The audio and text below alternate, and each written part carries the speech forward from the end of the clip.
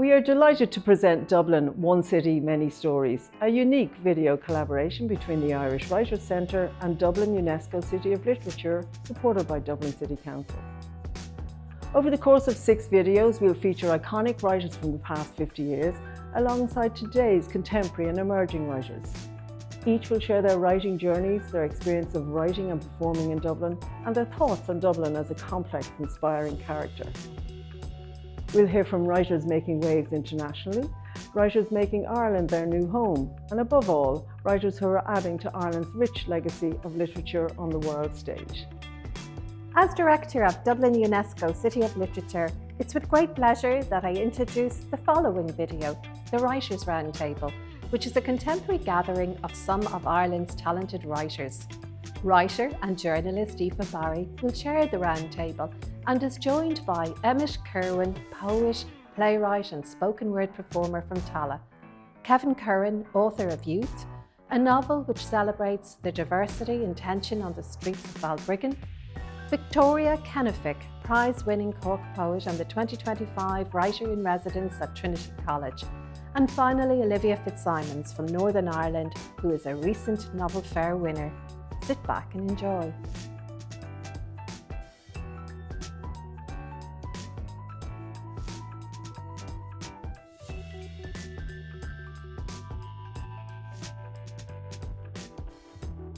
I'm so delighted to be in the Irish Writers' Centre with you all today as part of Dublin One City, Many Stories, and you all have many stories to tell us about becoming a writer, about publishing and about community and about the role that the Irish Writers' Centre has played in a lot of your careers as well too. So welcome. I'm going to start off with a question that I think is something that a lot of writers tend to wrestle with, and it tells us a lot about your journey as a writer, and it's when you decided to call yourself a writer. So Emmet, I'm going to start with you. Can you remember, was there a moment when you thought, I'm Emmet Kirwan, I am a writer? Was there a journey to get to that point, or was it when you put pen to paper or fingers on the keys? No, definitely not when I started writing, and it's probably still, I think we all kind of go through this thing when people are asking you, because it's Ireland, when people ask you, do you do that full time? And do you do anything else? There's always a qualifier, I suppose, and my qualifier is always, I say, you're a writer, I'm a playwright.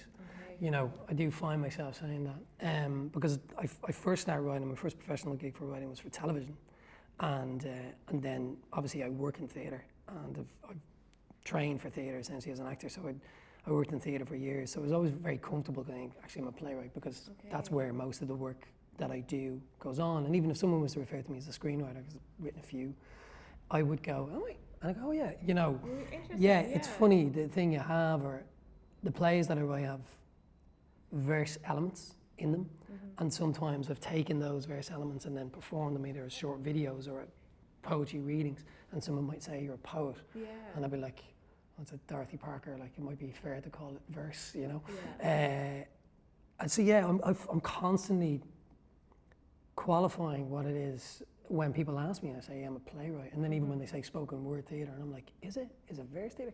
So I don't know, I kind of try to dodge the question most of the time, not in this instance, because that's what we're here to talk about. We're putting it down now, Emmet, what are you? Yeah, but it's tough, because it's kind of, I know it's an oft repeated phrase, imposter syndrome, but I do think, and especially coming from where I'm from, and my father, the idea of work and work only being work of it is laborious, and writing isn't necessarily a job. And my parents do it. It's something I wrote about in my last play. Are you working? And I say, I'm always working. I said, yeah, but working, because to them, unless there's a 9 to 5 element to it, and also something to show. They don't see the process as work. But they will, and especially as a play, opening night, they go, oh yeah, you're working, this is work right now. It's like, no, the work's done. Yeah. It's like the visible work has to be seen. Yeah, so they don't see that. So I think, and that's hard to describe to anybody outside the world, what is the process? The process is something that's siloed away. And I'm luckier than most, I suppose, because and I'm assuming when the guys are writing novels, you're writing and then you're working with a publisher and an editor, and it's similar. We're writing a play, but there is a collaborative process that's not just about working with a dramaturg, where you're working with a director and then working with actors. So you do feel like you're creating something with a group. So there's a long period of atomization where you're siloed away in a hole on your own, and then, but you do then finally open up. It has to be opened up to a group of people, and you have to listen to their opinions, or not, you know, because I'm a dictator. No, I do, yeah, because actors are great, like especially play readings, like you sit around a table like this, and they'll chime in, and especially older actors who've lived for 50 years, you know, working on plays and doing new plays, and they're often very insightful, you know. So, but it's only in those moments when I'm around the table and the script is in front of people like this, I actually go, yeah, I'm a playwright. Wow.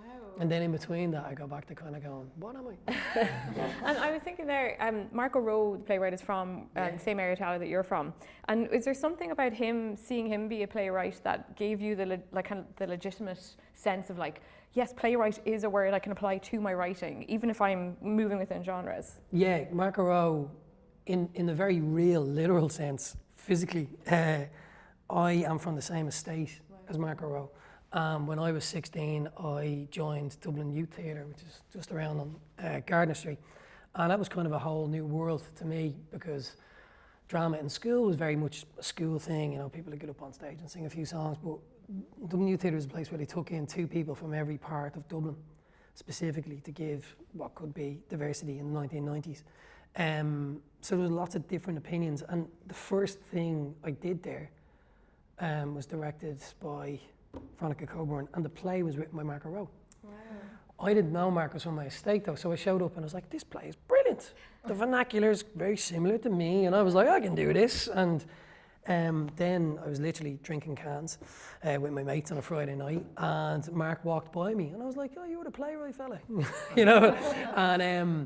And yeah, it did. I was quite young, I was 16 at the time.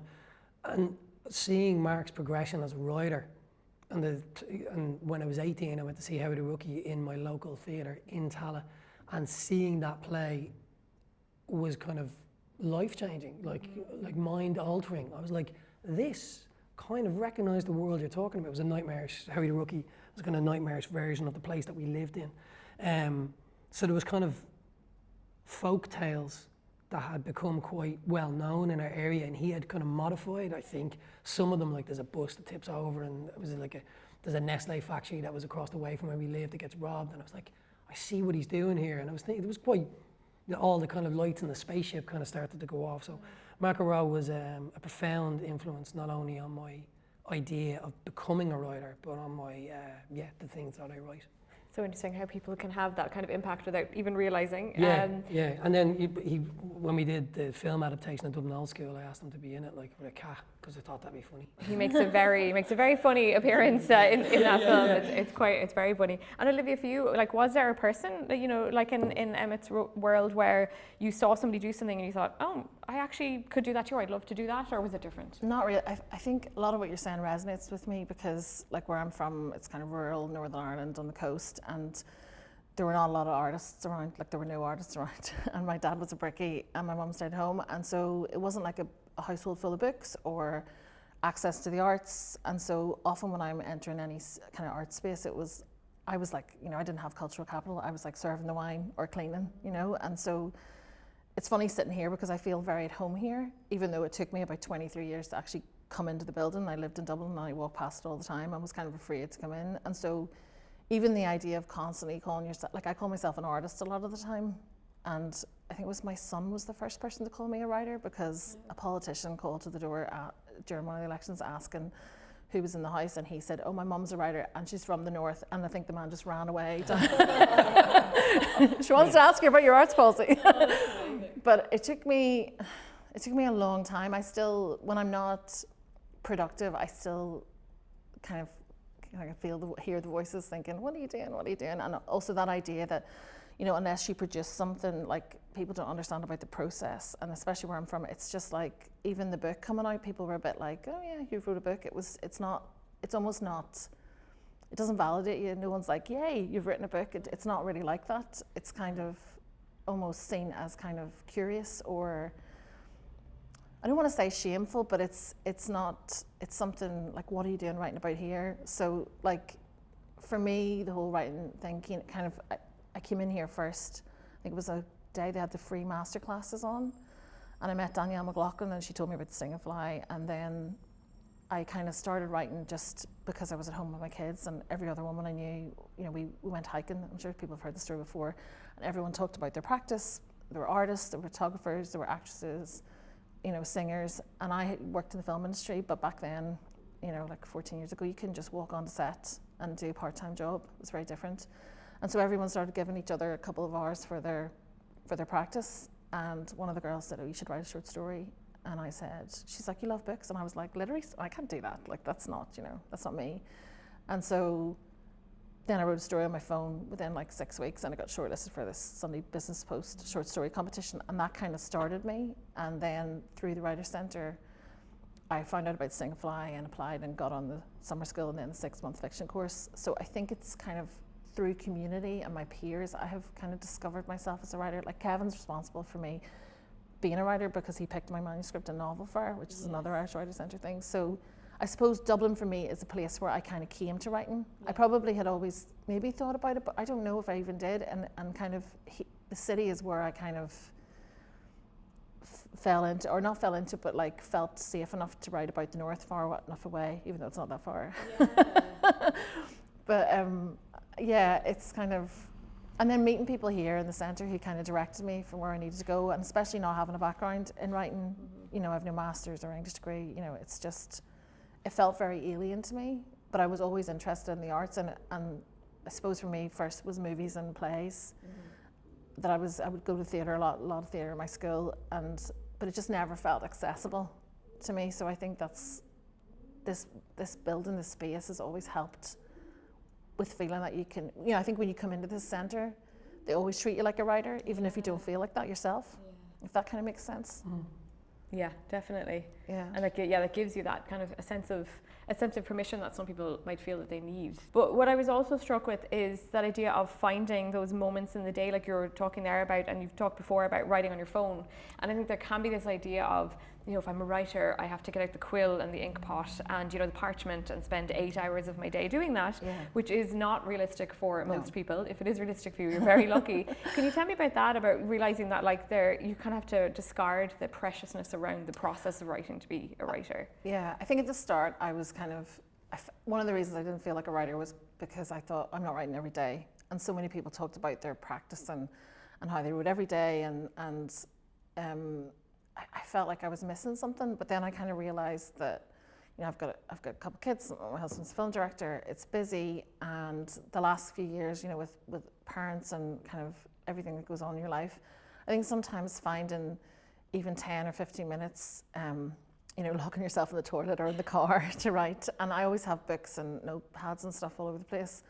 But I also think even if you're not actually writing, you're thinking about your project, you're thinking about what you're doing, you're kind of processing a lot of things as you go about your day. And I mean, ultimately I would love to have a practice where I write every day. I do something artistic every day, but I think the thing about writing advice, and you're never going to have perfect conditions. I mean, Victoria and I were in Paris. Paris is my perfect place to write. That is not how life is for me. Victoria, you're a poet and you're someone who's been very kind of steeped in literature and books and writing and teaching. But for you, you know, as a writer, where did it first begin? Like, when did you first feel like a writer? I mean, were you writing poems as a young child, or did it take a little bit longer to get to it? What was your journey? Honestly, I think I just came out as a writer. I think that's, and it was kind of trying to convince everybody else that I was one, was actually the experience I had. I feel with writing, it was an access point into a way of examining the world that, even though I had, you know, a very interesting, and continue to have a very interesting family and a wonderful family, I was really interested in, like, why are we here and how do people interact and what do these things mean? Do I have to brush my teeth and tie my shoelaces? You know, this is getting in the way of the bigger things from a very young age. So I found poetry particularly something that soothed that in me, or was a vehicle for me to put those questions in that space and kind of leave everyone alone a bit with the intensity that I carried as a child and still. So even I was really obsessed as a child with the whole concept of the sublime and romanticism, and so that kind of shock when you see natural beauty and like wanting to, I would get very overwhelmed by it physically and emotionally, and just being able to write terrible poetry about it as a child was such a great release, and it made sense to me. And so it was something that I got a lot of praise for, I think, as well. I was very lucky with the teachers that I had, and with my family, who very much nurtured that in me and saw it as being something that might help with my extreme sensitivity, as it was at the time. I'm over that now, I promise. And never. It was something that made me feel like myself, and made me feel like I was useful, and made me feel connected to some kind of fabric that I didn't understand, obviously, as a child, and still I'm not sure of, but it speaks to what you were both saying, that idea of community and that idea of seeing the world in a particular way and being exposed to seeing how somebody else thinks about it and going, oh, I'm not alone in that, or oh, that really helps me the way that they see it, that I never thought of that before, and that kind of sense of reflections and different interpretations. So I've always written very, very wordily and terribly. The juvenilia is bad and plentiful. And then in college was in the English Literature Society, always was very much in that. That's what I do, that's my focus. Perhaps to the detriment of a lot of other things too, because I think I'm going to use good at an early age I loved reading and writing. That was my, I suppose, talent. And getting attention for it and getting acceptance for it, I very much was like, I'm going to stay here. And so when you're not good at other things instantly, then you kind of go, oh, well, I'm just going to stay. So in a way, it's like it's a really interesting thing to look back on, that sense of the safety I felt in it. Yeah. Like I felt enormous safety in it. And for some reason, as you know, probably we've all been bullied or, you know, made fun of whatever as kids. Nobody ever really bothered me about that. Mm-hmm. Like they bothered me about all the other stuff, but it was like, oh, that's her thing. And we're kind of begrudgingly kind of accepting of that. So it's always been my safe space and the place where I feel totally at ease and myself, more than in any other situation. So I think a lot of my writing life has been writing and obviously trying to get better at that, and find new ways of how to understand and be understood maybe. But equally, I think having a book published and going, see, I told you. I'm a writer, I told you. But then what's very interesting, and I don't know if maybe this happens to you, Emmet, and it kind of speaks to what you're saying about a playwright, but people are like, yeah, so that's poetry, so when are you going to bring out a proper book? Right. And you're like, excuse me, the most perfect and amazing art form. And I'm really interested in the idea of like, I'm a poet and writer, but surely a poet is also a writer. But when you say writer, it's a really interesting kind of distinction. So I think poetry as a genre, though, is my natural habitat. And especially, you know, even working on longer pieces, how one manages to hold the entirety of a story or a narrative, or in nonfiction, how you hold that kind of arc and what different sections go where. Like with poetry, you just maybe have 2 pages at most for a poem, and then you obviously have the book, you know, in terms of its wholeness too.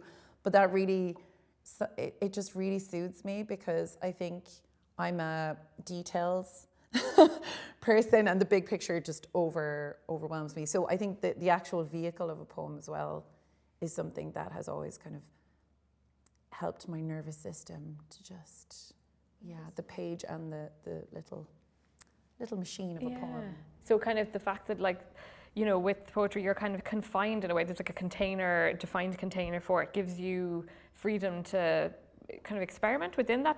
Does actually having those constraints give you more space to do things? Absolutely. Yeah. And it because you can see it all at the same time. Yeah. I think object permanence is not my strong point. And so, you know, you write a poem and then you go away and live your life, and you're thinking, obviously, this is the best poem that has ever been written in the English language, and I'm a genius, and it's beautiful, and you try and keep that going for as long as possible, and then you're like, I need to look at it, I need to confront the truth, and you read it and you're like, maybe not that, but it's, you know, bits of it are okay, or some elements are interesting. And you can just, if you have, like you say, 10 minutes, or if you have half an hour, it's so accommodating in that way. Or if you have a very short attention span, or if you know, can hyper-focus for a long time on something, it is a lot of bang for your buck in terms of, like, you can move it all around, you can change everything, you can keep every single draft of it and see them all at this, like print them out and see them all. And there's something incredibly soothing and helpful for me in that. Not only as an artist and in terms of using the constraints, but as a person who finds the just hugeness of life and the muchness of it, like, overwhelming. Like maybe filtering, I find filtering difficult, that it just is, it's beautiful and peaceful, and you can fix things so easily and see immediately the benefits of editing and so on. Well, I think you're going to convert a lot of people watching this to writing poetry. So Poetry is the new way. poetry renaissance, because I'm like, oh yeah, actually maybe this long form writing. Seeing your edits sounds amazing. So that's fantastic. And I mean, Kevin, you've heard everybody here talking about their own journeys. You're an English teacher, so you're someone who, you know, works with writing, you know, day to day, and you're imparting your knowledge and your love to your students as well. And you've written 3 novels. So tell us about your kind of writing journey as someone who goes along the path of teaching it and exploring it, and also is putting their own words on the page. I still don't call myself a writer. I Really? haven't given myself permission. No, doing things like this is great, and giving talks and all is great, but I always preface it by I'm a teacher first, writer second. I think that comes from my dad as well, you know, like, you know, and I think that's why teaching is kind of central. Even, like, I've always been writing. I don't think I've always been a writer, but, like, since I've so much stuff written, so much. Even in my 20s when I thought I wasn't writing, I had, I'd say, about 80, 90, 100,000 words of short stories written. So I didn't think I was actually writing, you know, and then I thought I only started writing in my 30s, whereas I would have had, like, in my late 20s, an 80,000 word book that was useless. But in my early 20s, I had like a 20, 30,000 novella that was useless. Then in my early 30s, I had Beatsploitation and then Citizen. So I've been writing all my life. Never call myself a writer. And even nowadays, I'd say always, I'm a teacher first, writer second. I think just kind of a safety net. Yeah, tell us more about that, because I think that's really interesting. Like, when we give ourselves permission to call ourselves a writer, and the kind of burdens that are on us by using that word, and the kind of signs and signals it's giving off by using it, sometimes you can feel like, it seems like you're saying within you is something that's like, I'm not too sure if I want to step into this role, because there's something that comes with it, or there's something that I'm bringing with me that is conflicted maybe in a way. And people watching this definitely will share that with you as well too. Yeah, 100%. Like, even like being a teacher, a day-to-day, you're a teacher, you know what I mean? Like, you can have pretensions when I'm a writer, you know, I publish a book, within a minute you'd be just brought back down to earth in the school I teach in. I used to go to the same school that I now teach in, you know, so there are no pretensions. And, you know, people say to me, oh, so what's it like going around the school as a writer? It's like, I'm a teacher, you know, and we all know how people react to or interact with teachers, you know what I mean? So that's healthy for me to be that kind of, you know, the kids be reading my book, I'd seen them reading the book, and they'd be coming up to me to get it signed and all the rest, which is very cool. But I'm also their teacher, and, you know, so they see me around. So there'd be no, nothing like that. But even starting out when I was writing, I was always I was embarrassed. Like, I did this Sting and Fly, we've said it before, I did the Sting and Fly course here. It's my first time ever being here. I was in my 20s, late 20s, and I obviously had a bit of cash to pay for it. And I remember coming here, and it was just mind-blowing, the Sting and Fly course. It was a 6-month course, and Sean O'Reilly was the facilitator, and even he did one-on-ones with people. And I always remember, and I've said it to him since, I was so embarrassed talking about my own work on a one-on-one. Sean stood up and walked around the room, sensing that I was just so uncomfortable with talking about my work and talking about, like, writing as a serious thing. I loved the classroom, I loved the other 10 people, I loved chatting, but that was when you were hidden behind like 10 other people. But the one-on-one, I always remember it, and he was brilliant because he sensed that, so he stood up and he was literally like 20 foot away asking me questions, and I was then able to answer them, you know. And then that brought me, and like, no one knew I was doing that. I would have been going from work in Balbriggan, that, like, getting the 5 train coming in here to that, and then even writing Beatsploitation, my first book, the novel fair, no one would have known about that. I would have come in here, and again, that was life-changing, the novel fair in here. I think it's only now, my 3rd book, I'm kind of starting to, because I've done so much, talks and giving so many classes now, I'm kind of getting a bit more comfortable with the fact that maybe I am a writer, you know, and I can call myself a writer, but I'm still a teacher. Wow. Yeah, for now. So I think that idea of kind of identity, and especially like working class identity, that idea of like who's allowed to call themselves a writer, but also how do you encourage more working class voices when writer is a really fraught identity that comes with all this kind of sometimes snobbery and you know, presumptions, and this idea you're kind of better than other people. So like for you, like maybe a little bit more about that conflict between being working class and being a writer, and what. But it works into everything I do, between the work and how I present myself, like around anyone or everywhere, especially with the kids in school. You have to just be normal, because you meet so many people and they think of writing as some sort of you know, avant-garde or kind of heightened profession that only special people can touch. And you still see it in academia as well, like, and it's just so off-putting. So I try and be the opposite and say, like, yeah, I've written a book, so what? You know, obviously it's hard work to get here, but like, you can do it too, you know. And people would want to talk about teams and all that. It's like, it's about the story. Can you tell a story? So I'm hyper conscious of that in how I present myself, but also in the writing. It comes through then in the writing as well.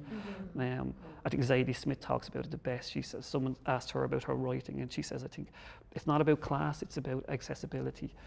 What I write, is it accessible? Whether I do the highest kind of ideas or themes or the lowest, but is it accessible to who, like for me, for let's say my dad, because all his friends have listened to the audiobook for youth, which has blown my mind. Which idea that they could kind of listen to that, and they've all enjoyed it. They're in their 70s. They've all enjoyed it because it's accessible, you know. It's but just to have people like that, number one, engage with my work, but number two, then enjoy it. And they're like, oh wow, and I know my dad's friends and all them would like read it and they'd see me and they think it's a big deal. I think it's a generational thing as well.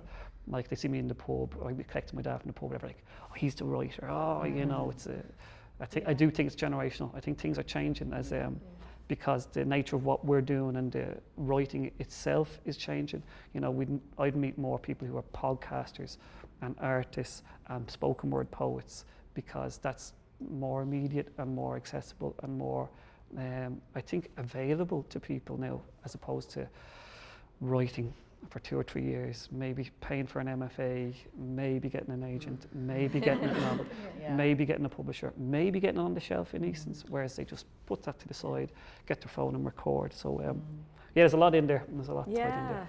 It's so interesting. I can imagine there's a lot of your students that you're demystifying that idea, you know, of writing, and kind of saying like, writing's accessible to anybody. You can step forward and do it too.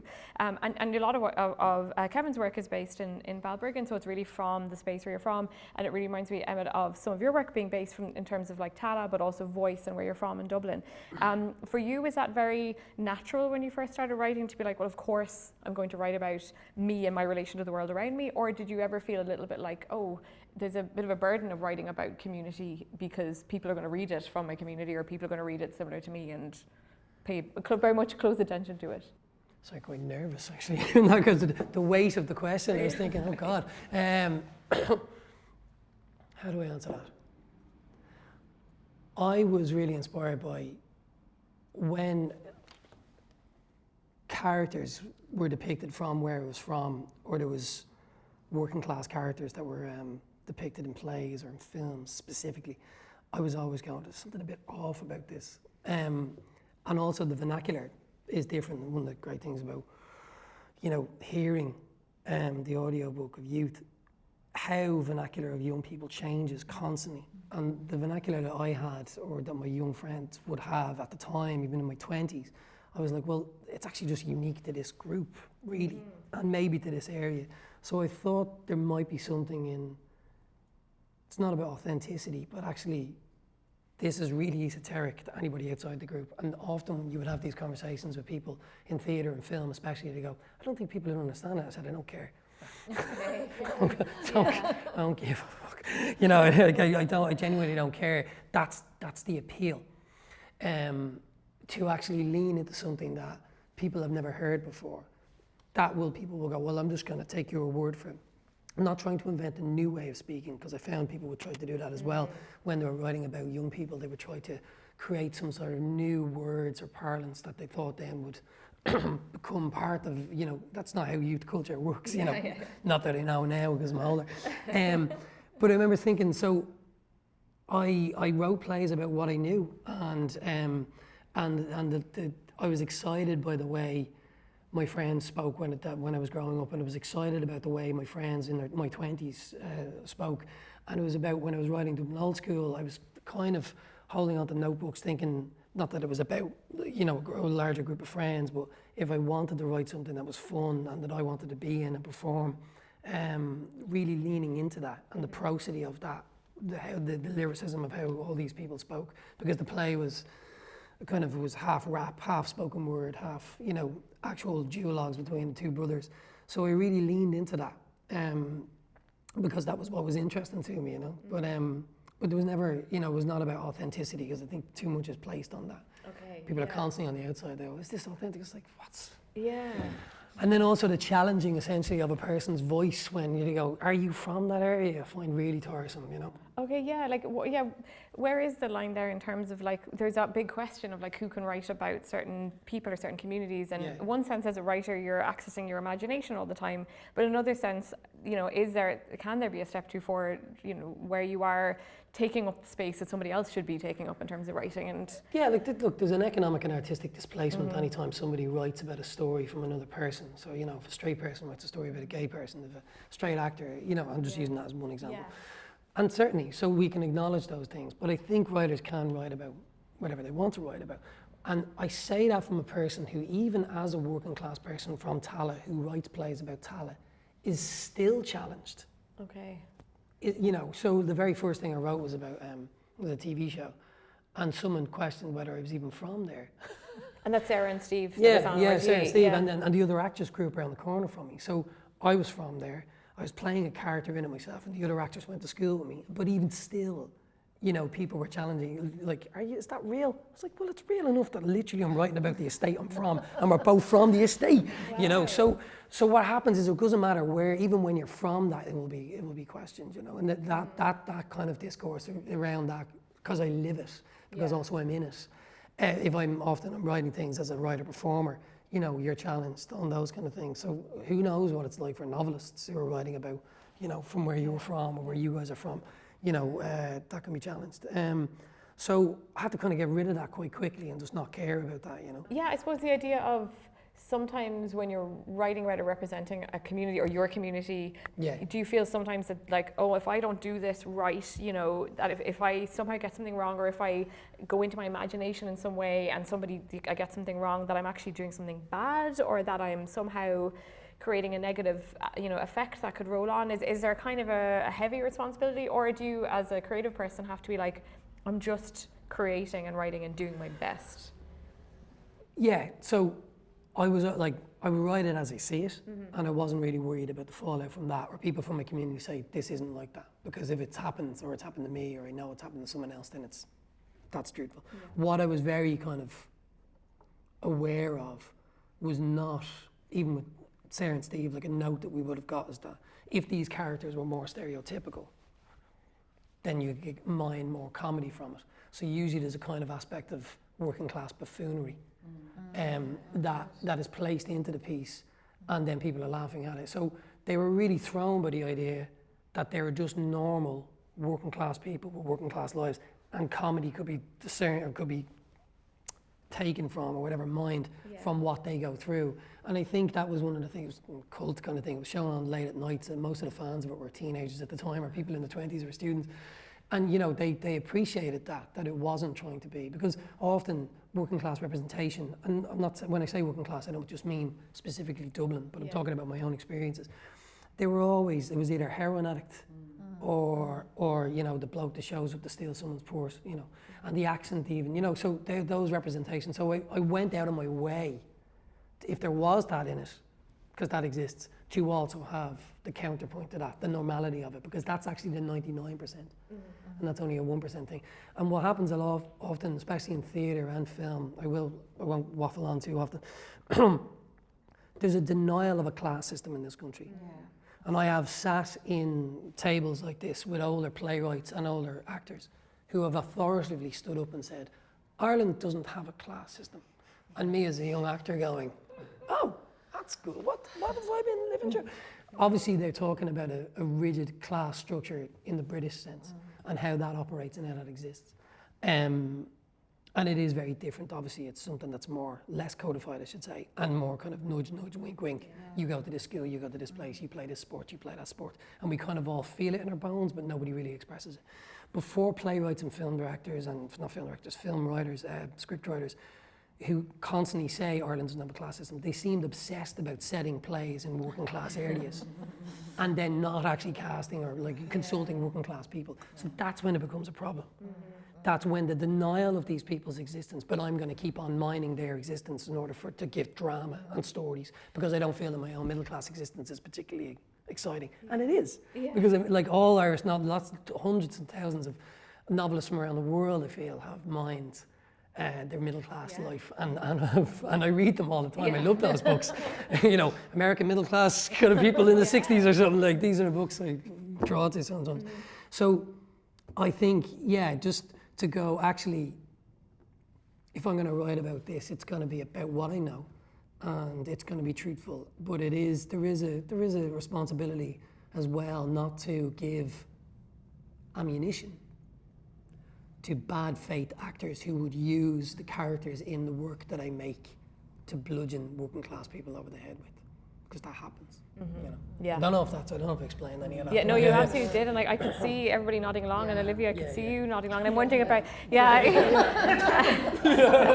I'm wondering about it in the context of the North as well, because you've so many other layers, and of women as well. You're writing about a young woman in your book as well, so there's all these kind of layers tipping. Well, I really feel all the things that you're saying. I mean, I think that like access is hugely important, and I mean, in publishing, I think there's about 12% working class people who work in publishing in the UK, and I don't have figures for Ireland, but it's a problem when working class voices can't get through, diverse voices, because they don't have the people waiting on that work in kind of, you know, in terms of editors, or, you know, people who are making decisions in the marketing teams or whatever it is. And so one of the things I always think about is that the definition of being working class is so fluid, and I hate this idea that, you know, I'm really against the idea that you have to be special to write a play, or special to write a novel. Like, I actually think that anybody can do it, and if we continue with that idea that only special people from working class areas get picked out, like you're gifted or you're super talented, or you know, that kind of makes me really angry, because I'm like, actually, if everybody got the opportunity, we would have a lot more voices if we put practical things in place where working class people saw the arts as a job, not just a hobby, which is, you know, I think a lot of this boils down to the fact that, you know, people who have a lot more money or access to kind of institutions or supports in the system have access to the arts more freely than, you know, like for example, my children who are like 12 and 14, if they want to meet an actor or like talk to a writer, or they have direct access. Whereas for me, it was so far away from my world. Like, you know, I knew lots of farmers and carpenters. Like, it wasn't something that was in my wheelhouse at all. And I think part of my job as an artist, as a writer, is to kind of open those doors. Like, at the back of my book, I have 2 pages of acknowledgement, which basically is like a DIY guide of how to get published. Because I thought, like, there are all the things I didn't know when I started, and I thought, what would be really handy if, like, when I'm saying thank you and all, I'll be like, and also, if you want to get money, go here and talk to your local council, and then the Irish Writers' Centre are really good, and the Sting and Fly, and I listed all these places so that you could open up my book and, you know, borrow it from the library, you don't even have to buy it, and find this information, which it had taken me quite a long time to figure out, and I felt like publishing in some way was kind of mysterious or hidden or closed doors, and people kind of expect you to go into these, like I remember being asked, like, did I have any friends in the media who worked for like The Guardian or newspapers, and I was like, I'm sorry, like I'm from a working class background. Now I have a middle class life. I live in Greystones. It's like all, you know, jumping in the sea and, you know, all that's shorts and stuff. But like, basically. Yeah. And so but like to be asked those questions immediately put me at a cultural disadvantage. Like I felt immediately like an imposter, because no, I don't have a pal who works in The Guardian, so I can't get, you know, my book reviewed there from a direct contract. And I felt that that's that kind of unspoken class system. Mm-hmm. That, you know, it's about the person that you know who works in RTE or whatever it is that helps you access those systems at a certain point in your life, you know. And if you don't have those connections, it can be difficult. And I think one of the great things about doing talks like this, or when I speak to people at events, you know, I did an event recently for Dublin book for the anthology Dublin in Our Hearts, Sing a Fly, and I picked Kevin's story, Adventure Stories for Boys, to read.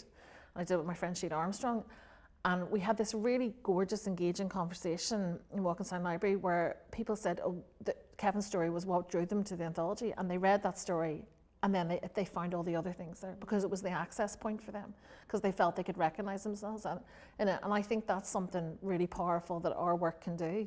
But we you know, I also feel like the onus is always on the artist to like open these doors. Yeah. And it shouldn't just be, it should be on all the institutions, because I mean, it makes more sense that if we all work together collaboratively to bring people in, but also to step aside, like, and make space for, you know, new voices that are coming from Dublin, like all the communities that we have here, all the exciting writing that's coming from Brazilians or people from lots of different places here. And so I just want to see more space being made for those voices. And I think there are brilliant, like the Writers' Centre and Sting a Fly, there's brilliant organisations doing that work, but also it has to be welcomed in. Mm-hmm. And I'm not sure that, you know, it's always, like you're saying about the vernacular and about people challenging you instead of celebrating the work. And there seems to be a hang up that we don't have a class system, but we really, really do, especially in the arts, I think, more than anything else. I see it, you know, because it isn't just a direct, like, you don't just, it's not just like, oh, I'm going to become a writer and I'll just, you know, even if you go to, there's no kind of guaranteed way to kind of succeed. It's almost like persistence, you know. Mm-hmm. Yeah, definitely, and persistence in like the face of an industry that's, like you've outlined there, can be really, really tricky to get into. You don't tend to earn a lot of money unless you're really at the top of the pile, and there's also not a lot of discussion, I feel, around how it actually works, and that's why your acknowledgements are so helpful, because you're like, oh, people can read it and see, you can get funding from here, you can do this. You know, maybe starting with you, Olivia, and I'll move over to this side of the table. You know, do you think that we have to have more open discussions around what it actually takes to publish, the work that it takes, how to actually do it, the money that it takes, and having that, you know, acknowledgement on the table then frees people up to be like, okay, well, how do we support people that financially cannot do this, or how do we get more funding into the bodies that need it? Yeah, I mean, like, most of our tourism and stuff comes from all the writers like Joyce and Beck. You know, that's here. The industry relies on it. Mm-hmm.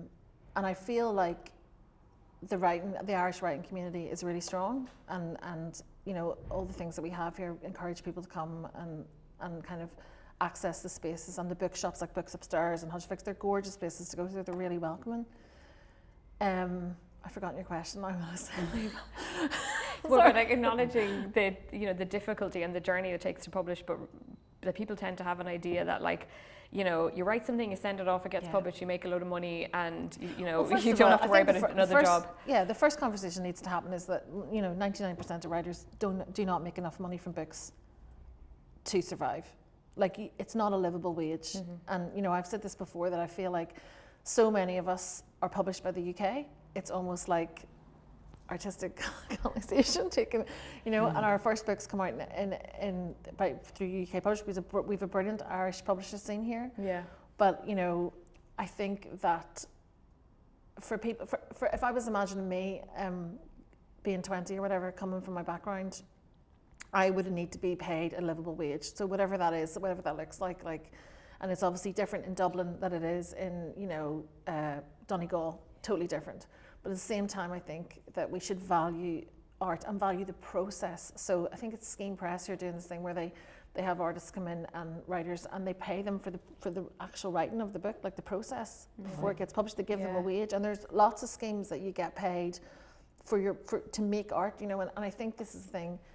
You don't just write a manuscript in, like, you know, a short time. It takes as long as it takes, you know, but you still have to live during that period. And I really abhor this idea of, like, the kind of starving artist in the attic who's like, oh, you know, that's just not practical. And it also shuts a lot of people out, because if you're coming from a background where you don't make enough money to live on, like, the idea of work, you know, is getting paid for what you do is really important. And it's, I mean, what would the city be without its writers if we all just went? And lots of my friends have had to leave the city and go to Berlin or move away because they can't afford to live here anymore. So I think there has to be a conversation about, you know, and the Arts Council are brilliant, they're brilliant, they're fun, but about how we kind of have more space, more support, so that people aren't, you know, if we're winning over people saying, okay, you can do this, like, you know, you can be a writer, but then they're like, well, I'm not going to get paid for this, like, how am I supposed to live?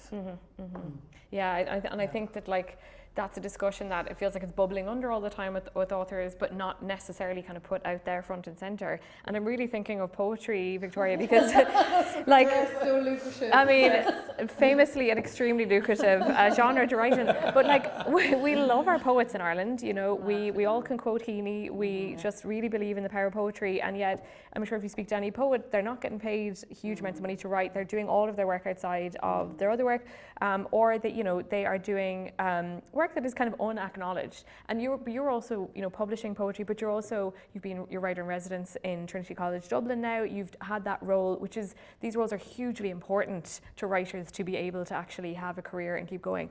So maybe your thoughts first on that idea of that maybe lack of discussion around accessibility and money and the publishing industry in Ireland. In a really wonderful way, being a poet means that, in a sense, you are outside of that discussion, because it is an art form that is not famously marketed or particularly lucrative or at all, and isn't expected to be.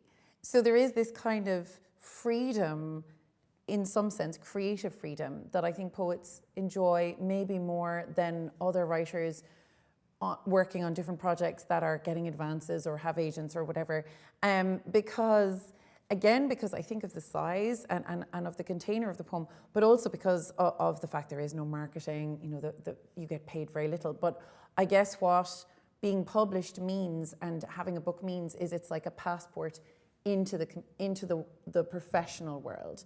So once I had a book published, then it was like, okay, now you're permitted access into, for example, applying for the Arts Council Writer in Residence scheme, which is incredible and wonderful, and makes my life possible and my creative life possible. Without it, it would be absolutely null and void in terms of making it my career. So you do, I think, as we've all been speaking about, need to have, you know, for example, I have a teaching background as well. So I'm very glad of that, because it really helps in terms of workshops. It really helps in terms of managing all different types of people and engaging with all different types of people, from adult learners to really small kids. That training was really, really useful for me. And it gets me thinking about, I suppose, because I'm from East Cork, Shanagarry, and I live in Kerry, I have a very different view of Dublin and a very different view of the scene. And because I suppose it's very much through poetry that I've accessed this world, that I suppose I was always mindful of the fact that I would eventually get there. And I think by there I mean writing being my life. It was always my life, but I had to compromise by, you know, very much wonderfully doing teaching and enjoying it. And all of the skills I learned from that are really wonderfully useful in what I'm doing now. Equally, I had an academic background. That has been really useful. So everything that you do, and I'm sure you, like every single thing you do as a person, but equally, I think when you're an artist of any sort, you're like, oh, this is informing how I do this. This is informing how I present this. This is informing how I speak about this. And I think where I am at the moment, because I absolutely, completely agree with everything that has been said so far, but I also think that, and I think this is kind of underneath that maybe, is that it has to come down to the fact that we have to be allowed play. And that's the fundamental access point, is that when children are like, yeah, I'm going to do this painting and like I'm an artist and I'm going to exhibit it in like our local community hall and like stand beside it and explain it. Or yeah, I'm going to write this play and we're going to put it on and my family are going to come because like, yeah, I'm a playwright this week. Like it's the normalization of it as being essential to our well-being and to our understanding of ourselves as people, but also how we interact with each other, no matter what background we're from. So it's almost like the solution to so many different issues that we're facing in terms of diversity and in terms of understanding other people and where they're coming from. I mean, here is the conduit for all of that, the arts. Recently, I think there was a really interesting, it might have been in the New Yorker, I can't remember, but this piece about how psychologically important it is to look at art. And it's like, of course it is. We all learned that during COVID. I think during COVID was one of the times where it actually felt, even for a poet, that it was important, that art was important. Like it was to everyone. Like everyone was like, we're watching normal people. We're reading, you know, all of these books. We're going to online launches. Suddenly there was this accessibility and need for a way to relieve the tension of living in such a really difficult, weird time and to connect. And so when I see, I suppose, children being, and it's less so now, but having those kind of really adult, capitalist, you know, kind of expectations of like, yeah, but what are you really going to do when you grow up? And like, who are you, and it's all this, because you can be anything, like you can be anything. And we have the Arts Council, and at the moment, the envy, like wherever I go in the world, at the moment, people are like, oh my God, your Arts Council. And I'm like, I know, like I'm so proud of it. And please God, it will remain that way, the opportunities. And you can see how Irish writing and theatre and art is soaring because of that support. So I think it needs to start, and it is starting, and they're wonderful, wonderful teachers. But as one goes through the secondary school system, as I'm sure Kevin can attest, there is this terrible like conflict between allowing the student room to play, because when else are you going to get a chance to like actually, you know, fail? Because you have to be able to fail, and fail well, and fail with purpose. And they're trying to put that on the system, but in a very like superficial way from my perspective at least. And it's like children have to be, or all of us, you know, going, oh, I messed up. You know, like you were saying, I wrote a novel, and you know, but you had to write that novel. You know, yeah, the novel. Like all of my juvenile, like we had to do that, and no one was telling us to do it. No one was like going, oh, please get up at 6 o'clock, teacher Victoria, and write your terrible poems. You know, no one's waiting. It's about also having being allowed to have the guidance and confidence to go, yeah, I have this skill, or I have this drive, or I have this interest in exploring this art form. I'm allowed to do that. And even if I am an accountant also, I'm also allowed to do this. And still be an accountant and a writer, or, you know, a teacher and a writer, or a visual artist and a mom. Like, we contain multitudes. That I think there is this kind of sense of, as always, a very kind of, maybe, if I may say, you know, kind of boundaried masculine way of like, you're this or you're that. And we're all so complex that it's about everyone from every background being allowed play and mess and enjoy making stuff. And it might be great stuff, and it might be terrible stuff. And if you really, I think then it's like, if you want that, there's only always going to be a certain proportion of people who want to go the full, and that requires then commitment and a brass neck and, you know, a sense of like absolute drive. And that needs the supports that you're talking about as well. But I think it's even earlier than that like we're all allowed. We can be writers, or is it like is it an adult thing as well, where you're growing up, so you have to be focused on, like, if you're going to write, it has to have an outcome, and you have to get it done quickly, and you have, you know what I mean, that we're sense obsessed of with outcomes. no play as an adult. It's an industrial model for something that is absolutely outside of that. Like, we've lost that, we're scared of it. We're scared of it in our environment, like with our gardens and our walls and our, like, we have dominion over something, but we're so scared of our own wildness that, and other people's wildness, that I think we're always trying to tend to children and like contain them and control, and it doesn't really work. It does for the capitalist system that we're currently in, to a degree, because we make people who are like, oh, like I am, you know, a manager in Lidl. Great, wonderful.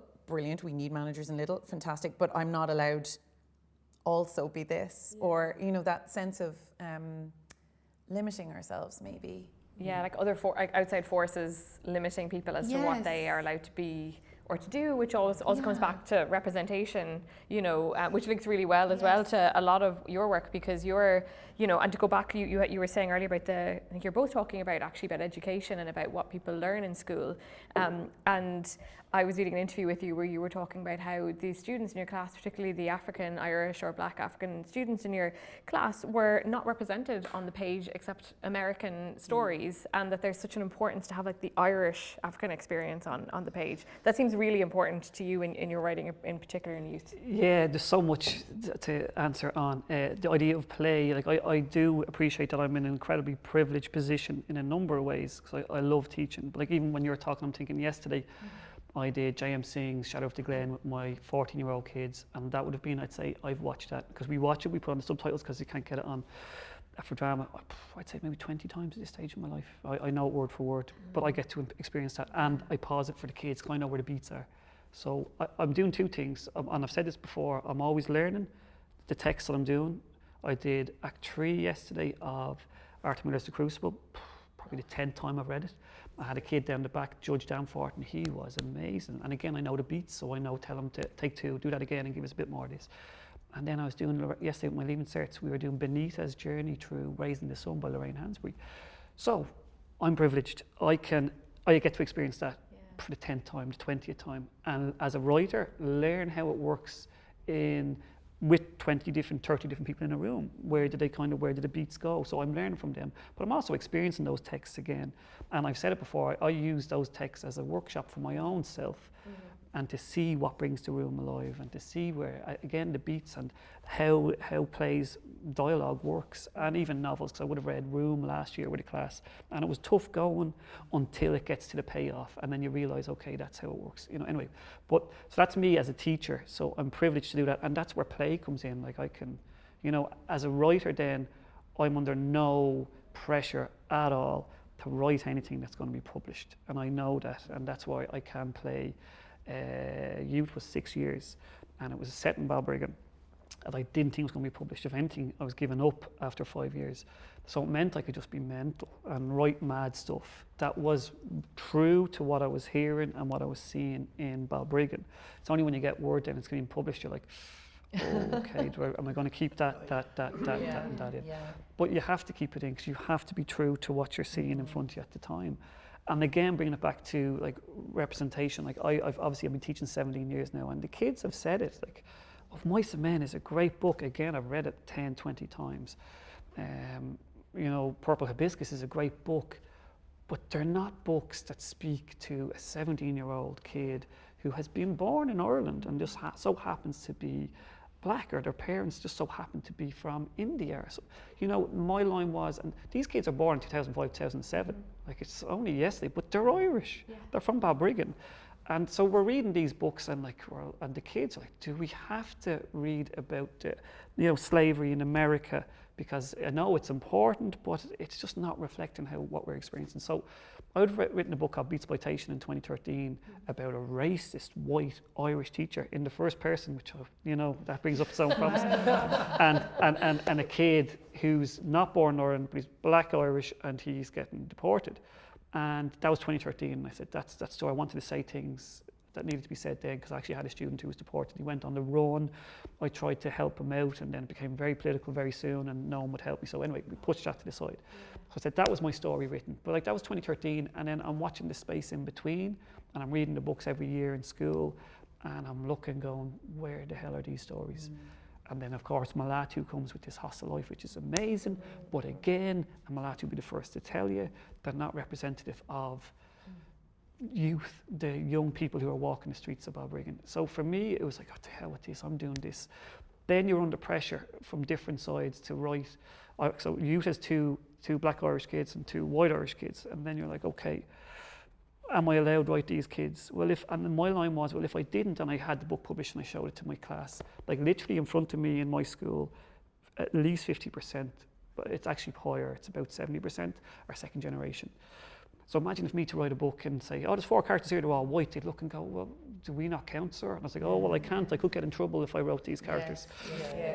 You know what I mean? So so that was really important for me. And then the payoff then is, and we're back to kind of the idea of community. The payoff is mental, like what Emmet says, you're under no obligation other than the truth. So no matter what you say, it has to be truthful. And I know we're in fiction, which is ridiculous, so you know, but it has to feel true and be true of the moment and the people and the circumstances in which they're in. Luckily enough, I was able to do that for the 4 characters. But the sense of responsibility to the community is massive, because I remember growing up in Balbriggan and I always laugh. Frank Carson, he's a famous Northern Irish poet. He was the name in Balbriggan, that was it. You know what I mean? Like when I was reading, Ulysses has a mention of Balbriggan once, and Dubliners has a mention of Balbriggan once.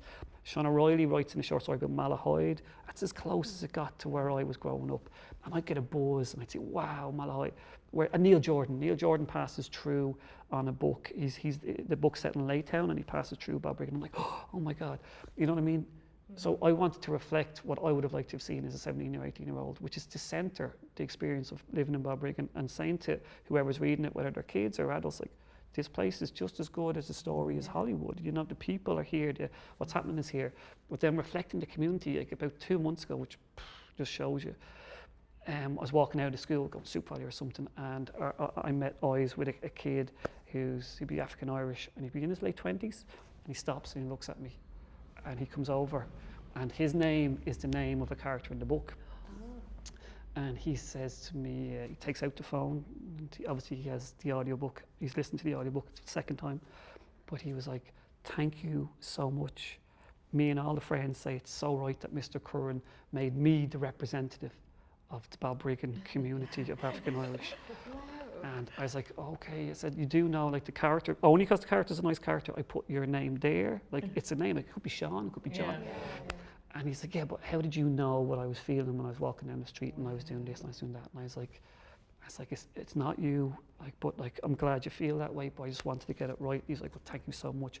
All of my mates say it's amazing that Mr. Curran picked me to be a representative. And then that's kind of like, you're kind of going, okay, that's the responsibility of representing your community, like in real time, looking at you in the face.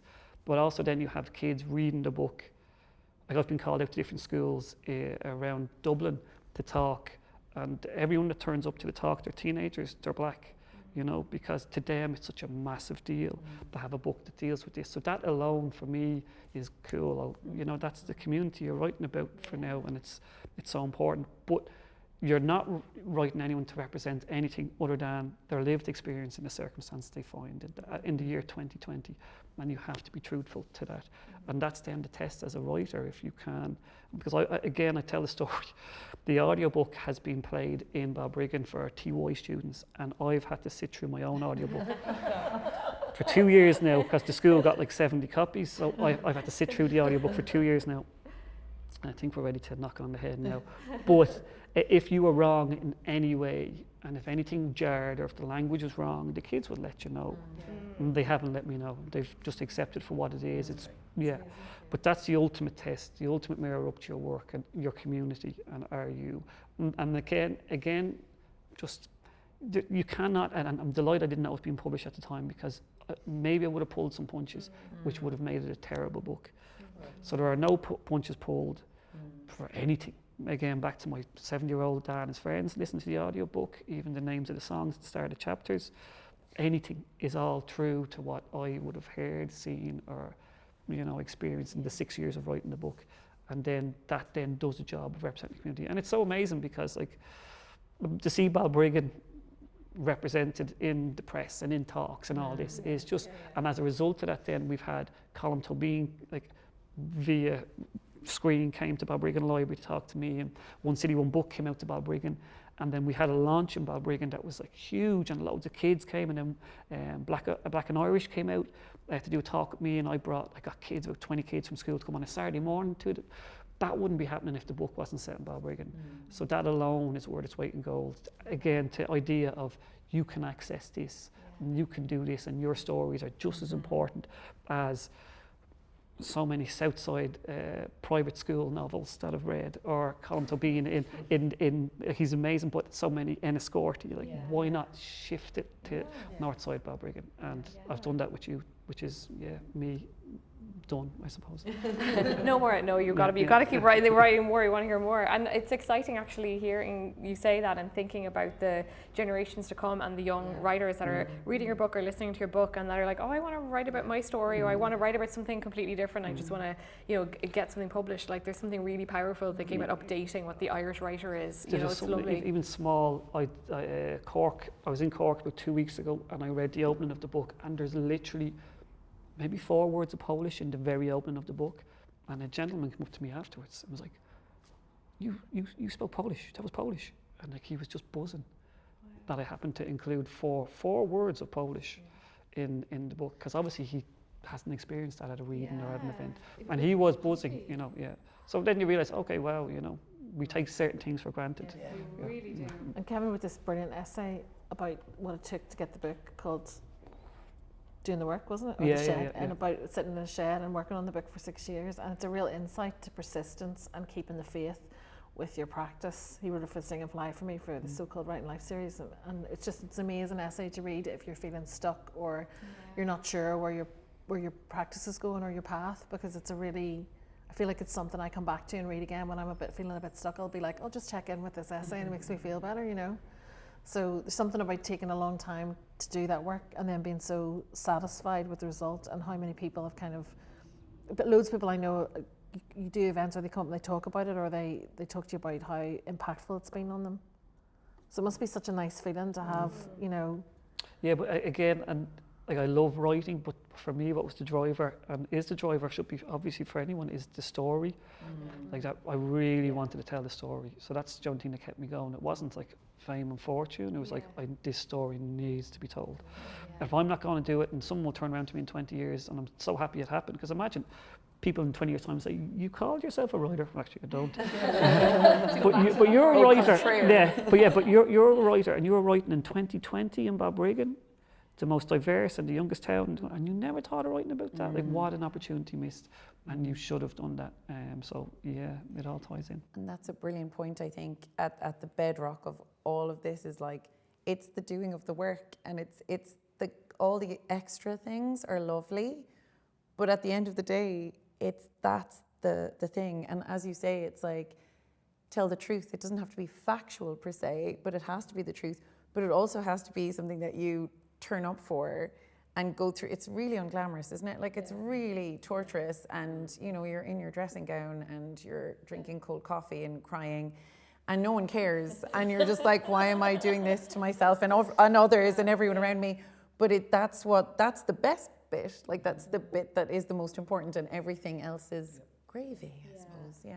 And it feels like a big part of the writing journey is that idea, and I know we've touched on it different times, that idea of community and having people around you who understand. Like, I know for me, when I get to that point where I'm like, oh, which you kind of mentioned earlier, where you go, oh, this thing I've written is kind of good, and then you're like, oh no, I need to send this to the writing group immediately so that they can tell me, really nicely and kindly what I need to work on. And that idea, if I didn't have community, I'd find it really hard to know what I was doing. So how does community appear for you then across your writing journey? I mean, I know, Emmet, you've got community that you've mentioned in terms of sitting at the table with actors or other playwrights, but is that something that's always been a feature for you, and how do you tap into community now where you are currently in your career? Because you're a playwright, I don't know how you fit in the wider world of writers, don't actually come into contact with novelists that I do with poets because of readings and stuff, and spoken word poets specifically. So I'm very aware where I kind of fit in that realm, or think I do. But because plays, it's funny you mentioned there, Kevin, when you're writing something, like, you'll know now it's going to be published. If you've been commissioned to write a play, someone's definitely going to see it, So come hell or high water, So I don't know what that does to the work. I don't know how that changes it, how it modifies it. Do we limit what you're going to say? Do you self-censor? I don't know. And especially if I've written things that I've been given a deadline saying, right, this is January this year, and then in December, 2 years' time, it's going on, you know. So you're working constantly in that frame with a community of creators. Sometimes you're lucky enough to work with a director, you're lucky enough to work with a dramaturg and a producer simultaneously while you're getting that together. And then the group continues to get bigger and bigger and bigger when you start to write characters. And the characters live with you on stage, but in a way, in a novel, I suppose when it gets read as an audiobook, you then have to give those characters to other people. So the community that you have as a playwright keeps expanding, and you have to kind of learn to let loads of things go, you know, because someone else is going to put their mark on it, their stamp on it. But it is, I don't know, I do still feel, especially at the current, I'm currently writing 2 things, and they're in early stages and they're in early drafts before they'll even get a table reading. But I do feel quite isolated, I do feel quite lonely in that writing. Yeah, and it's funny as a theatre artist because sometimes even a second draft will get a reading, but then sometimes they go, no, it needs something else before it even get a reading. So yeah, just you feel quite alone, I suppose. I don't know, maybe the rest of the guys could speak to that. And it is a really drawn out process, writing a play and fixing it and getting the structure of it right. And then sometimes it can be quite quick and fly-footed. And then if I'm writing a one-man show that I'm going to perform, it's really isolated, you know, and it will be isolated until the moment I'm actually in a rehearsal room with somebody else, you know, doing it. So it feels like, yeah, that I think the novelist here can really particular, and poet as well, can pick up that idea of when it's just you and the page, that like, you know, you're part of an ecosystem, but it feels like maybe when you're a playwright, you're a bit more conscious of being part of an ecosystem in a slightly different way. I don't know if I'm... And that you are going to give it over to that ecosystem to make the piece. And it's funny because having plays published, or poems published, is something really different because it's almost external to plays, if that makes sense. Yeah. I remember being at a writing retreat and we're at a table like this and a woman was there and she was an artist and she asked, it was myself and 2 other playwrights, and she said, and are you guys published? And we all went, oh, well yeah, but, because it was so unnecessary to be a playwright, because ultimately the first and foremost, not the pinnacle, but the aim is to just get it on stage in front of an audience. And almost the publishing of it's almost an academic concern for students or academics to study, you know, and it's published in a small run, you know. But people, again, it goes back to what we were first talking about, is that some people, when you tell them, oh, well, the plays are published, they go, oh, well, then you're a writer. You know, really strange, so strange, because it's not a concern really, but actually the last play that I did went on for like a year or 2 years before it was published, and then having to revisit the text and sharpening it up, knowing that this can be read, you know what I mean? Like, all right, I better. And you know, working with a proofreader and working with them. Well, it was funny when I was dealing with Dublin Old School. You know, the great thing about proofreaders, you know, how brilliant they are. They say, myself and the other actor were playing like 50 characters. So I mentioned 4 Yumflas. And he goes, no, Yumfla 3 and Yumfla 4. And I was like, and then you've gotten rid of Yumfla 3 altogether. And I was like, how did you even notice that, you know? So yeah, big props to the proofreaders and the people working in publishing, because they look at your work in an even more analytical way that you wouldn't. And to keep you on your toes. Yeah. Definitely, nothing more frightening than the copy edit coming back of your book. And yeah, just that idea too of the ecosystem or community, because Olivia, I feel like you have such a strong sense, and you talked about there, you know, earlier, of that necessary sense of having a community, and kind of, because you're trying to show people how to tap into that community through your own acknowledgements. But was that an immediate thing when you started writing? No, it took a while to... I was like the sketchy person at the back of the room. And because I had the kids as well, and I couldn't get into things, like, so I remember just like not being able to go to things or popping my head into something and being terrified of the idea of going to a book launch. Absolutely terrified me. Like, I was like, couldn't do that. And my kids have recently found out that, like a while ago, they found out that there was wine, and they were like, that's why you go to so many book launches. It sounds quite good. Yeah.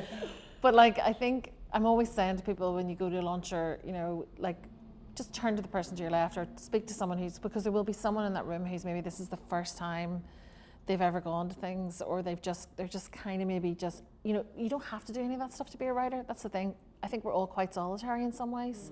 And there is this kind of, like, I find it so jarring because I was finishing my book in lockdown, and, you know, one day you're an amateur, right? And then you get published, and overnight you're like a professional, and they want you to go on stage and talk about your work, and you're thinking, I don't know how to talk about this. Like, this is not, I wasn't trained to do this. And, you know, you maybe get like an hour and a half of media training, and they're like, okay, great.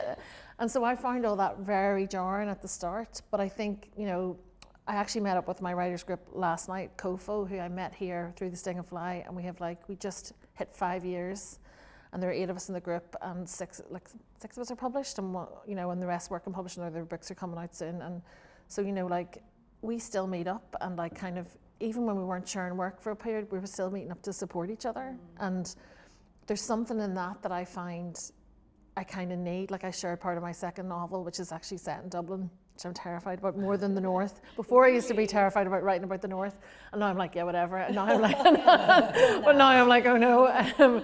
And like, there's a couple of chapters in the first book, you know, that are set in Dublin, and I found those really easy to write because I didn't feel any pressure on me about, you know, no responsibility about representation or anything. It was like, well, the characters have gone like on like a, you know, a little trip to Dublin, and I kind of, with this book, I feel real pressure because I'm writing about this place that I've lived in technically longer than anywhere else, but still it feels like quite a scary thing to do as a northern, like as a person from the North writing about this. Like, I think people are going to be like, you don't know what it's like here. Like, what are you talking about? Like, do you know what I mean? I feel that pressure at the minute, and I think it's great having my writing group to kind of remind me, you know, that you can do this, and there's something about how connected that we all are. But I also get the sense that you could feel really on the outside of all that. And if you're a new person, I just remember also being like, you know, I was like, I'm in my mid-40s and I'm like going to be a writer. I'm going to have a new career. And thinking, I don't really fit this, you know, what a writer's supposed to be. And I maybe had an image in my head, you know, of the scarf and popping out of Trinity or whatever, and, you know, and, you know, so, but where I went to, and I did history in Trinity, but like, I wanted to do English, but I didn't do it. And I you know, but the idea of writing back then was just like so far away from me. And I think that, you know, part of the idea of having kind of community, which is what the Writers' Centre does really well, because it has like mentorships in the north, south, all over the country. I have really benefited from all the things that have happened in this space. Like, it feels like at every part of my career, they have been there. Like, you know, without Novelfeld, without Kevin, I wouldn't be a writer. Really, I wouldn't be a published writer. I'd probably still be a writer, but I wouldn't be a published writer. Do you want to explain why, the link between the two of you and the Irish Writers' Centre? He picked my novel out of his for a novel fair when I applied, and I only sent it in because my writing group encouraged me to do it, because I thought that'll be a way to get my book finished, and thought I'll never get it, you know, and I needed a kind of deadline.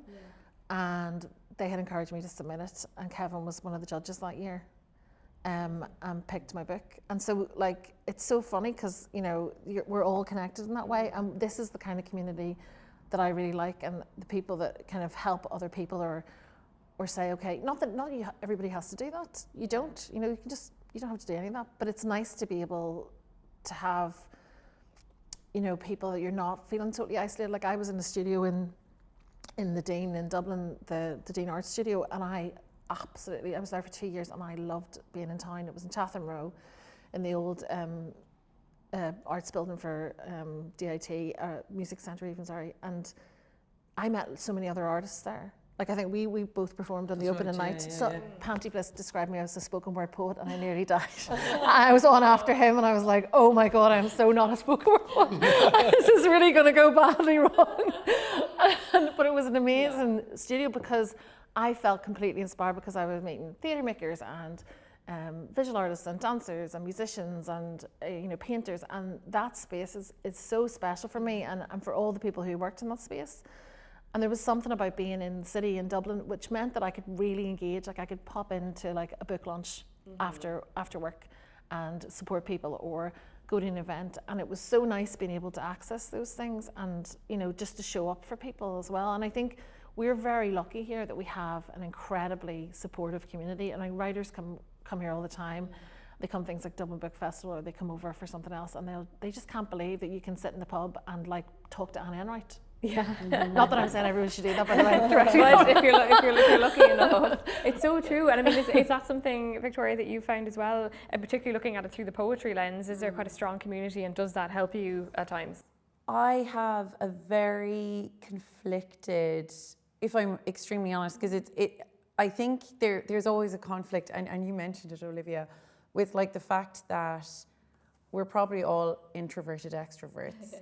In that I really, really need my own space, and I really need a lot of time and a lot of mulling, and my process is awkward and messy and ugly and just not very interesting. And so I feel quite protective of that, because that's between me and the page, and that's, I think, hard to talk about. I think it's a hard, because you're just, if you were to film it, it would just be like, you know, me, you know, talking to yourself and then getting up and like, do I want another cup of coffee? Like, oh, delete, and like, oh God, and I'll answer this email. It's not something that like, it's not as interesting as watching someone painting a picture or even somebody filming. So it's just so internal. And so that's something, and private, there's something quite private about it and boundaried. And so because I am quite an open person and I get really joyfully carried away by being with people and like kind of a bit lost in the best way, like diffuse, that I have to really watch myself in terms of, and I'm always really exhausted after events, which I think we all share that, because we give a lot and we talk a lot and it's a lot of energy, and it's also like, and I think you're probably one of the most skilled in that, in terms of like, it's like having a classroom, you know, you're meeting that every day and you have to like have boundaries on how much you give, which I found really hard as a teacher. That was my, probably one of my weaknesses was kind of honouring that, or trying to figure that out for me. That would not have me absolutely wiped out at the end of any given day. So I think that is a huge negotiation for me, and I think a lot of people, and I think that's okay. I think it's okay to acknowledge like some of us are shy, or some of us find the idea of socializing really difficult, and then we do it and then we love it, and then we find the aftermath of it really difficult, and that's okay. And then transitioning back to the solitary nature of it, and that's because that's all part of that journey, and it's finding, I suppose, a balance for yourself in that. And so I actually found, because I live in Kerry, the Munster Literature Centre would be, I suppose, the equivalent, has been incredible and supportive and brilliant. And I've had amazing support from the Irish Writers Centre, and particularly online during COVID. I think that was when, for me, there's something about the online community that really works for me in terms of like, I don't have to transition into being I can leave my pajama bottoms on and like be present and then turn it off when I'm home. There's something really good for me in that. Obviously, it's not ideal for everybody and it's not a permanent situation, but it's a wonderful new addition. So a lot of my community would be online. And then obviously once you start publishing, you're invited to launches and I love going to festivals. They're really important, and we have an amazing festival culture in Ireland that is really well supported and is brilliant. And so going to those things and meeting other writers and doing workshops is wonderful and really enriching and really important. But I'm so conscious of there being also, for me, I have like okay, but this is there's the line, and then I have to do that. Yeah, and a boundary around, because I get very, I'd be very interested in what other people are, and like, oh, and I know myself, can go into the comparison or the like, oh, they're doing that, so I can't, you have to kind of sit in your own power and your own journey and stick to that in every walk of life. But I think that's, so it's immensely important, but also it's in balance with, as we've been talking about, like doing the actual awkward, awful, messy work too. Yeah, balancing two things at the same time. Yes. That introvert, extrovert. Kevin, are you that introvert, extrovert mix, or fully extrovert? I love writing. I love the work. Yeah. I love the shed. Genuinely, like your writing shed. Where you, at the end of the garden, where you do all your writing. It's the cliche. Jealous. I love it. It's genuinely. I love it. It's full of books. Just has a computer. I write there. I write longhand. Wow. Yeah. And I go there and write, and I love it. Like, I do it every day. I haven't done it in 2 weeks for reasons of work with an agent, but I need to be there and I need to work there. Like, so first of all, I'd be very introverted. I love getting out to the shed. Even like we're talking about writing, I'd get out there Christmas Day, 10 minutes at least, just to write a sentence. That's just dedication now. Yeah, That's but putting the just- bar very high for everybody. But it's just, it's there, like it's there. Just get out there, give yourself to it for 10 minutes, 20 minutes. Like on Christmas Day would have been 10 minutes, I'd be in trouble otherwise. Like I've been working hard the last 2 years on a new book, but my wife's nearly going to kill me, but like just out to the shed in the evening, just to do the work, to be present. The first draft, all hands. Yeah, and then I wouldn't type it up until the year of longhand. So you've given it a year, and then your second draft. Well, but also Christine Dwyer-Hickey gave me this technique. Every second page is empty, so like you're basically rewriting what you've written on this blank page. Okay. So by the time you're typing it, you're in a third draft, and you've left it a year. So it's worked for me now. So you've got kind of draft 1 and 2 And then, side by side. And as you type, it's draft 3. And I always feel sometimes when you're typing and you don't really look at the page and they match up, you know you've written something true. Great. Yeah. Because it's there. Whereas if the sentence jars, you know, obviously something has to connect in between. Yeah. When the sentences that you've written a year ago and what you're typing without even looking kind of match, you're like, wow, okay, that's great. We're in somewhere there. But that'll be me. So I love writing. But then even in saying that, it's just, I've been writing now I've been published for 12 years, maybe 11 years. And over that time, you know, I think it's a matter of turning up. Like, I'm not big into community. I wouldn't think I'm big into writing community. I wouldn't think I have a writing community. But then when you look, you start saying, oh, wow, okay, you know, like we did in the evolution program in the Writer Centre, that was huge for me. That was in the depths of COVID and we were meeting online. Then I got to be friends with Olivia through that, you know, so there's one. And then I'm organising a festival now for Fingal Libraries. And before you know it, I'm like, oh, wow, okay, I have 5 people I can get here and 5 people I can get the next day. So it's just a matter of, I think, turning up to launches, supporting people. And I used to think, because I would see myself as an outsider, genuinely, especially in the community, of like, what writing community? You know, I'd know people, but I wouldn't be part of a community. And I think, especially for writers, like I'm 2 years since Youth was published, I'm kind of done with all the things. I'm kind of ready to give up on that and just want to get back to just writing, pure writing, because ultimately it's about writing. You know, it's about the work. You know, everything else is good fun, maybe not, but like, you know, Mostly good fun, but I find joy in literally writing. It's what I love. It's what I love doing. Making a page, filling a page. Like even back to the A4 pads, I would write A4 pads. So when I finish one, I kind of pat myself in the back, and I'd hold them and I'd number them and say, well done. You know, I think I'm going back to playing, I'm going back to being a kid. I used to make little books when I was a kid, and they obviously collate, they come up. Like Youth was, I think, 10 A4 pads, but they're an achievement, you know. I so have each all my one, notebooks. I printed out my novel yesterday, and it feels like when you print it, like I was like printing it out to go through it again. You know, when you're kind of at that point where you're thinking, okay, there's something about doing that. It feels very real. But also, the other writers need to know, not other writers, other beginning writers need to know it's not community first, writing second. It's writing First, It's writing first. You can know all the people, know all the editors. That doesn't make any difference if you're not willing to work. If the work isn't good enough. Because the work is all you really have at the end of the day. Do you know, I think there is something, and I, like you, I just love getting to the page. Like there's such joy in doing it and exploring all that, and just also seeing, like, you know, what you can do. Like I really am trying to push myself with my second book, and it's that idea that, like, you know, even if you make mistakes, it doesn't really matter, because you're getting better as a writer the more you do it, and you're a completely different writer. Like I'm a completely different writer than I was when I started. Amazing. And so I find that really amazing. Just for me and my practice, I think, okay, like the more you do it and the more you explore it, it gives you a lot back, you know?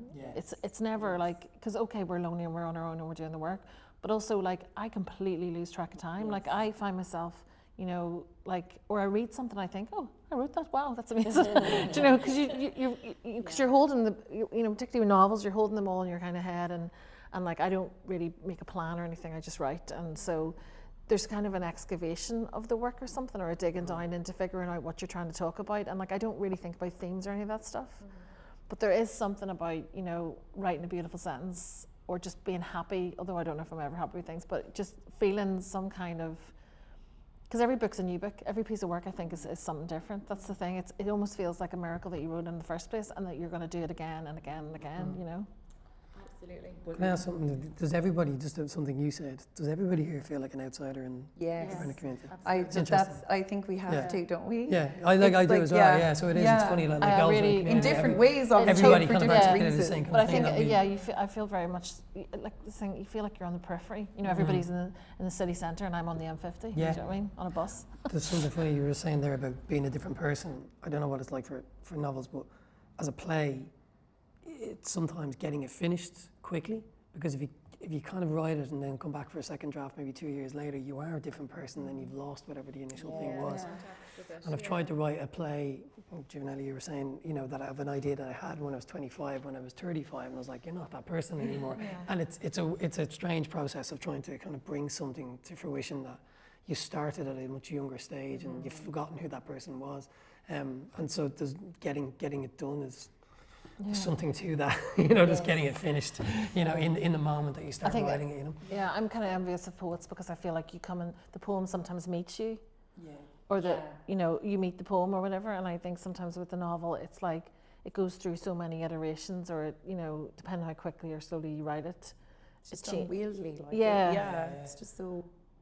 And I guess it's like I've heard film directors talking about when they look back. I was listening to something yesterday with Alexander Payne about Sideways, and he was talking about how when he watched the movie back recently, because it's the 20th year anniversary, it just reminds him of the time of his life. So his life is almost set in amber at that time, and it was a happy period. And he talks about how sometimes, you know, just your art and your life kind of connect. So no matter what's going on in your personal life, it kind of comes across in the work somehow. And even though it feels sometimes like there's a big gap between sometimes handing a novel into a publisher and then it being published, and almost by the time it's out in the world, a lot of people talked about how they're already onto the next thing, they're already stuck in another, and you're talking about a book that you're like, here, reader, take it because I'm onto this thing. Which is a kind of strange thing. Yeah, and you spent all that time with your life invested in that particular thing, and yet you've moved on to the next thing, and you have to go back into that then in order to communicate it to people. It's been so great chatting to you all. Thank you all for your time and for your insight. I think the big lesson out of this is just do the work and don't be afraid, and your voice is necessary, and it's not easy, but it's worth it. I think we can take all that. So thank you so much for chatting to us at the Irish Writers Centre today. Thank you.